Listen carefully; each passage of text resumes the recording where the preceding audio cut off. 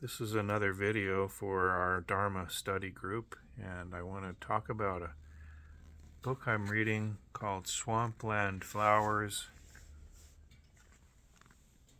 I guess that shows up backwards. Swampland Flowers. It's by Zen Master Ta Hui. He was 12th century, 1089 to 1163.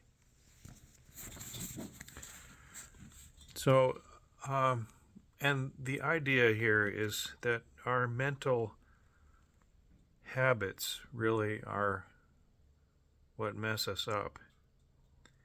Just the habit of thinking, so much thinking, and we keep doing this. We're in such a habit of thinking. And so he puts it this way: matters of worldly anxieties are like the links of a chain, joining together continuously without a break. If you can do away with them immediately, because you have become habituated to them since beginningless time, to the point where they have become totally familiar. If you don't exert yourself to struggle with them, then as time goes on and on, with you unknowing and unawares, they will have entered deeply into you. Finally, on the last day of your life, you won't be able to do anything about it. If you want to be able to avoid going wrong when you face the end of your life, then from now on, whenever you do anything, don't let yourself slip. If you go wrong in your present doings, it will be impossible not to go wrong when you're facing death. So he's talking about mindfulness, and mindfulness of our habits of thinking. So people are asking, well, how do we do this? How do we calm our mind?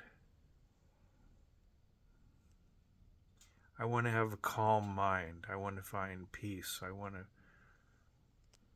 to be at ease. Well, it's a habit, really. And just notice, what are you doing with your mind? So he goes on to say, the mind, discriminating intellect and consciousness of students on the path, should be quiet and still 24 hours a day. When you have nothing to do, you should sit quietly and keep the mind from slackening and the body from wavering.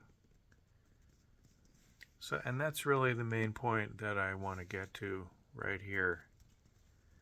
When you have nothing to do, you should sit quietly and keep the mind from slackening and the body from wavering. And so this is a habit. Usually, when there's nothing to do, people fill that up, like you sit down and instead of having nothing to do and doing nothing, you pick something up and look at your phone, scroll through the phone. I mean, that's the number one thing these days, scroll through the phone, scrolling on your phone. And this is just a habit, instead of just not doing anything. I remember when I was in school and studying with Ruben Habito, and one of his assignments was every day find some time to do nothing. And that was an assignment. Just do nothing.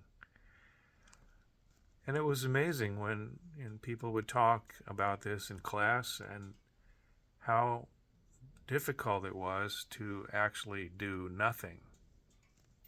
But this is a teaching. When you have nothing to do, you should sit quietly and keep the mind from slackening and the body from wavering. Do nothing. If you practice to perfection over a long, long time, naturally body and mind will come to rest at ease, and you will have some direction in the path. So, this is developing the habit of doing nothing, which is meditation. But it doesn't have to be a big deal. Just sit down and when you have a minute, do nothing. Try it. See how that habit can be developed. And as he says here, if you practice to perfection over a long, long time, naturally body and mind will come to rest at ease. It happens. It's just a natural thing that happens. Nothing magic about it, but it's a habit, and this is our practice. So, Happy New Year, everybody, and do nothing every day.